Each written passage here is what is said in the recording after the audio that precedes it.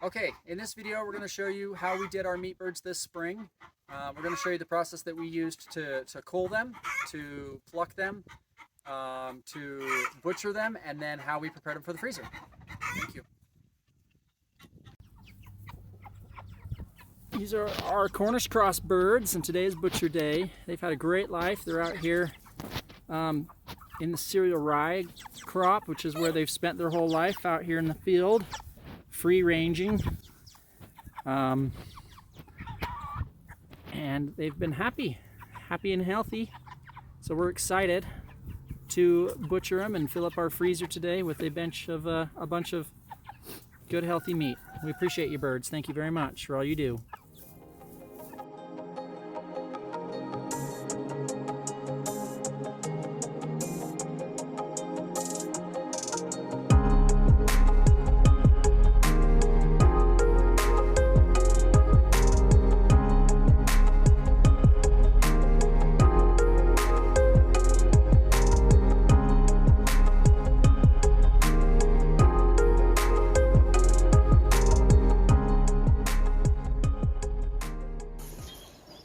Come on, get on the scale. 5.15. I thought those first birds were over 6 pounds, and these guys are all under. Yeah, they're kind of smaller. You ready? Yep.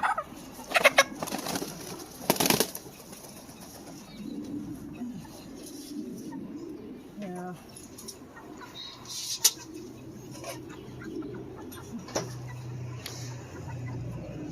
Thank you, bird.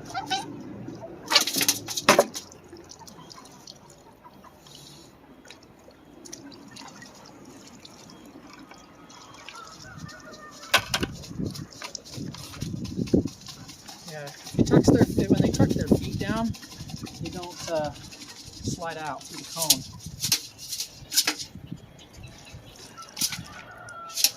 Big bird, or big cone. Okay. Okay, so water is almost exactly 145 degrees. I took some of the water out because every time we would dunk the bird, it would spill over and put out the burner. So put it in here. Jeez, it's been about 45 seconds is about what we've been doing. It's not the cleanest, but it doesn't really need to be. It's just releasing getting the skin to come loose and the feathers to pull out.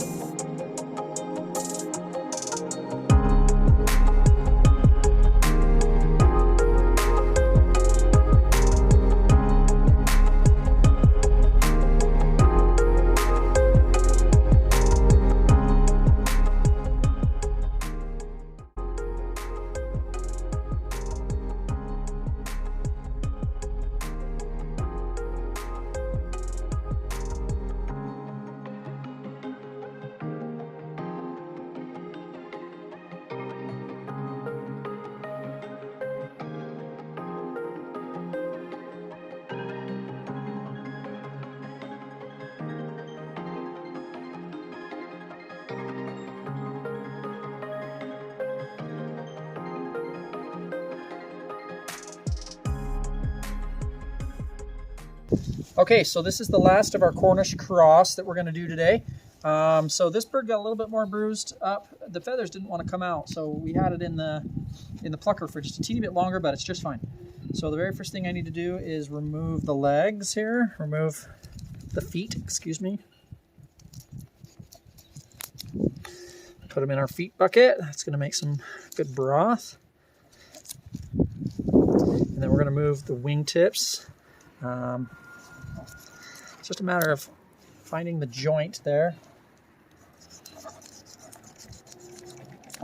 Okay, and then I'm going to, so while these birds were waiting, we had them in a wagon, and we were waiting to butcher them, and they were sitting there eating hay. So we didn't realize that it had some hay in the bottom of the wagon. So they do have a little bit of food in their crop. So what we're just doing carefully is removing it. So just cut the skin right here by the throat, pinch it and grab it. the main thing I want to do is to get this esophagus cut off, because when I go to pull the guts out the bottom, if it's not detached here at the top, it causes some problems. And I'm just going to kind of carefully cut around this and see if I can kind of get the crop out. I just kind of, yeah, see, there's some food that it was eating in there, so I'm just going to kind of carefully try to remove this. You know, this is, I don't think this will contaminate anything in the bird because it's just straw. You know, it hasn't been digested or anything. There shouldn't be any bacteria or anything in it. But I'm just going to remove all the skin and everything that's associated with it here. Just to be careful. So there's the crop. I'm going to go ahead and rinse my hands off. Okay, and now I'm going to turn the bird around and just do a very small incision here just so I can get my fingers in, and then you want to tear the rest. And the reason you do that is so that you don't accidentally cut any intestines or anything. So now that I got a hole there, I'm just going to tear that open a little bit. And then I've noticed it helps just to, you know, get a good decent sized hole here. I just go in on top and you can kind of feel the organs there. And what you kind of want to do is just, well, what works for us is you kind of just pull it all out, roll it out kind of, it just kind of rolls out. Okay, so I got a hold of that esophagus. There, see that esophagus, because I cut it up top, it pulled out. And all these intestines, I'm going to go in here, and the trickiest one I found is the lungs. So sometimes I remove the lungs separate, but once I get all of this kind of rolled out, like this, then I'm just going to cut all around here. Make sure I get this gland out. I'm just going to cut all of this. I'd rather cut too much than not enough and have anything in there. So you see how I do that? I just cut all around that, the rectum and everything. Get that all out in one swoop. And then that goes into our organ bucket over there. And then I'm going to reach in here and remove the lungs. The lungs are harder to remove. They don't seem to come out as easy, but you'll know when they're out when you can feel the deep rib cages. There's some deep rib cages up there underneath the lungs. And when you feel those deep ribs, you know you've gone and removed all the lungs and everything that's in there. Okay, so I'm going to pull out the rest of what's the esophagus. I know, it's kind of gory. I'm sure other people are better at doing this than I am. See all those lungs still in there. Remnants of the lungs. And then I'm going to, there's still stuff, there it is. Okay, these lungs are hard to get out. But see, now that I have these deep ribs up there, I know that I've gotten everything out. And so I'm going to give it a good rinse here in the first bucket of water, and then we can put it into the ice water. So this bucket is just kind of get it to go into the ice. So I make sure I got everything out, all the loose stuff. I can see all of the ribs in there. Everything seems to be removed. So I'm just going to kind of let that sit in there for a minute and let the rest of the blood kind of drain out that's left.